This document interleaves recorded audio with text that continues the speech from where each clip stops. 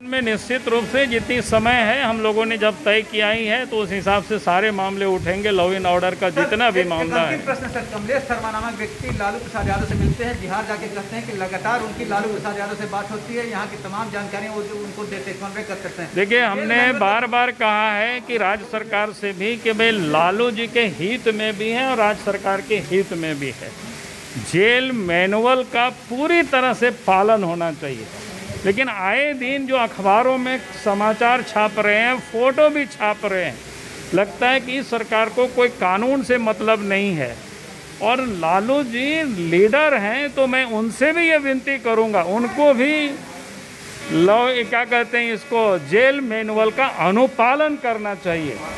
और मैंने कहा कि ये दोनों ही लोगों के लिए, राज्य सरकार के लिए भी और लालू जी के लिए भी हित में नहीं है जो जेल मैनुअल का ये लोग खुला उल्लंघन कर रहे हैं। ठीक है, जिम्मेवारी लेनी चाहिए। निश्चित रूप से मैं तो कहूँगा कि पुलिस गेस्ट हाउस में तो घटना घटी और घटने के बाद भी मामला को रफा दफा करने की कोशिश की गई।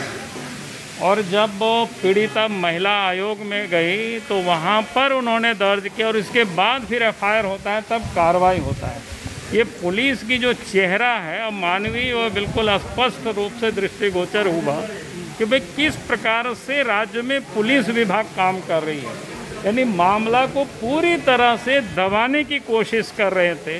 और इसलिए मैं तो कहूँगा कि पूरे मामलों की जांच होनी चाहिए और जो लोग दोषी है, क्योंकि जहां लोगों को सुरक्षा की उम्मीद होती है, वहीं अगर इस प्रकार की घटनाएं हो और पुलिस उसमें इन्वॉल्व हो तो उन लोगों को तो बिल्कुल बर्खास्त कर देनी चाहिए और कठोर से कठोर दंड उन लोगों को मिलना चाहिए। देखिए, वर्षों से लोग मांग कर रहे हैं